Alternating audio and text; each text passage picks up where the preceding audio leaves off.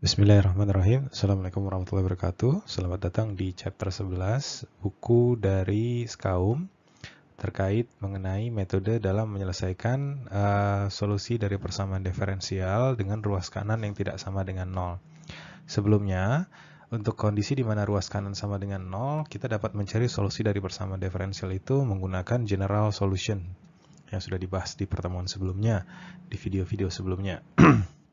Nah, dalam kondisi ini, kita akan membahas mengenai kondisi persamaan diferensial yang di ruas kanannya itu tidak sama dengan 0, maka nanti solusinya akan ada dua. Nah, dalam kondisi di mana di ruas kanan tidak sama dengan 0, maka tidak hanya akan kamu dapati persamaan solusi dari general solutionnya atau YG, tapi kamu juga akan mendapat particular solution. Nah, sebelumnya untuk di ruas kanan sama dengan 0, solusi untuk persamaan diferensialnya cukup kamu cari dari general solutionnya saja. Tapi untuk kondisi di ruas kanan ini tidak sama dengan 0 atau non-homogeneous, maka persamaan solusinya menjadi dua, yaitu adalah persamaan solusi dari general solution dan particular solution. Nah, akan saya bahas tipe-tipe dari persamaan particular solution sesuai dengan buku Skaum. Di sini ada 3 kasus. Terdapat 3 kasus solusi dari persamaan particular solution, di mana kasus yang pertama kita bisa tuliskan kalau particular solution itu terdiri dari suatu fungsi polinomial variable x, maka bisa dituliskan YP di sini adalah AN X pangkat N ditambah AN min 1 X pangkat N min 1, seterusnya hingga A0 X pangkat 0 atau A0 dikali 1. Nah, kasus yang kedua adalah ketika kita mengetahui kalau particular solutionnya itu merupakan fungsi eksponensial. Maka particular solutionnya dapat dituliskan K eksponensial alpha X, di mana K dan alpha itu adalah suatu konstanta yang diketahui. Begitu juga untuk kasus yang ketiga, untuk particular solutionnya untuk sinusoidal equation. Di sini kita bisa tuliskan Y particular solutionnya terdiri dari A sin beta X ditambah B cos beta X, di mana A, B, dan beta itu adalah suatu konstanta yang diketahui nilainya. Nah, untuk tidak berpanjang lebar, mungkin kita akan berikan contoh soalnya di sini untuk kita pelajari bersama-sama. Nah, ini adalah salah satu contoh soal dari persamaan diferensial dengan ruas kanan tidak sama dengan 0.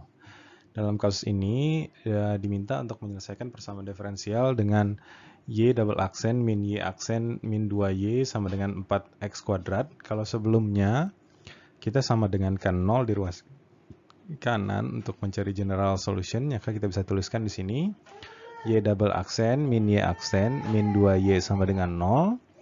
Dan menggunakan salah satu metode penyelesaian, kalau y double aksen itu bisa dituliskan adalah d kuadrat y, dan y aksen itu adalah dy, maka kita bisa keluarkan y-nya menjadi seperti ini, sehingga dapat akar-akar dari solusinya yang kita masukkan ke dalam general solution, yaitu y general adalah C1 eksponensial pangkat akar-akar dari yang d pertama, ditambah C2 eksponensial akar-akar dari d yang kedua.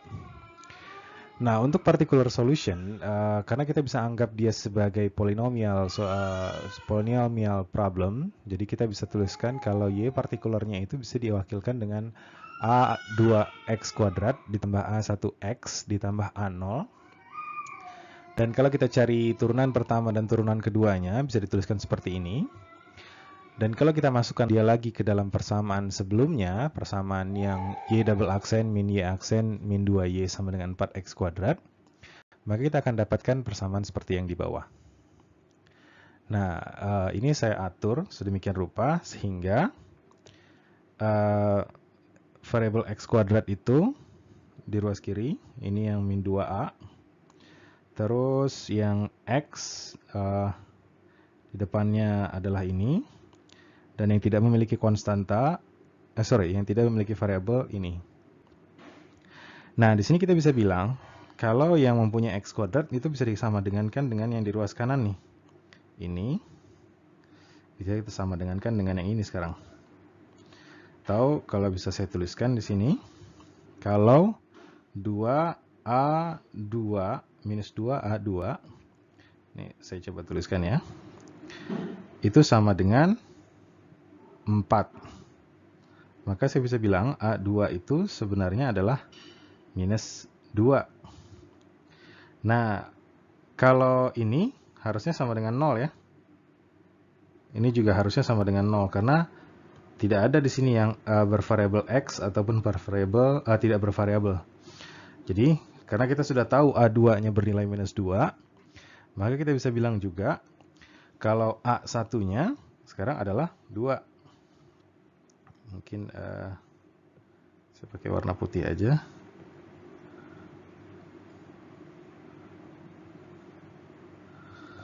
Dan A0-nya adalah minus 3 ya. Maka kita bisa tuliskan sekarang kalau particular solutionnya, Y partikularnya, itu bisa dituliskan minus 2x kuadrat ditambah 2x ditambah 3. Nah, ini adalah particular solution. Jadi kalau ditanya solusi dari persamaan ini, ini saya hapus dulu. Solusi dari persamaan ini adalah solusi general ditambahkan dengan solusi partikularnya.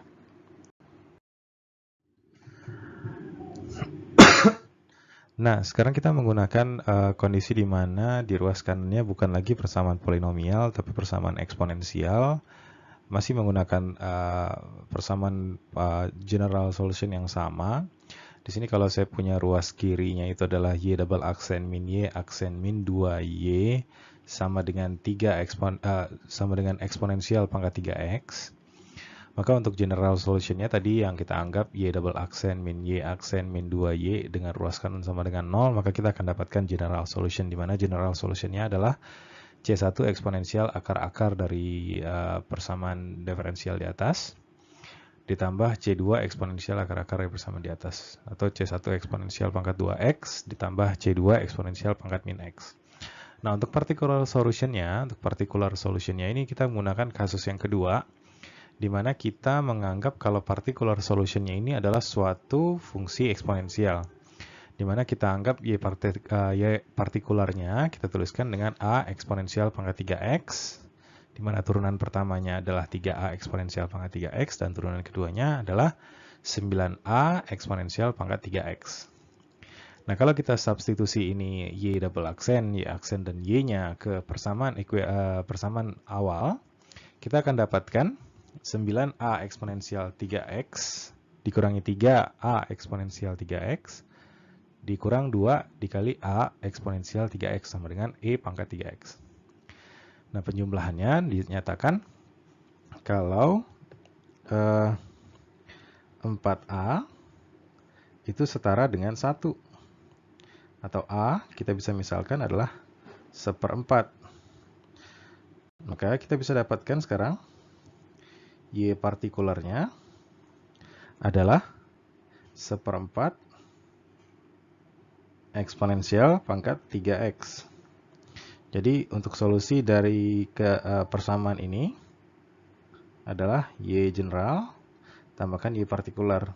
Kita bisa dituliskan Y sama dengan C1 eksponensial pangkat 2X tambah C2 eksponensial pangkat min X ditambah 1/4 eksponensial pangkat 3X. Nah, sekian dulu untuk video pembelajaran mengenai kondisi di mana ruas kanan tidak sama dengan 0 untuk second order differential equation. Untuk materi berikutnya akan saya publish dalam bentuk video juga, berdurasi 10 menit, mungkin karena tujuannya tidak ingin membuat kalian terlalu lama menontonnya dan mungkin membuat kalian lebih banyak melatih mengerjakan soal sendiri. Dan terima kasih atas perhatiannya. Assalamualaikum warahmatullahi wabarakatuh.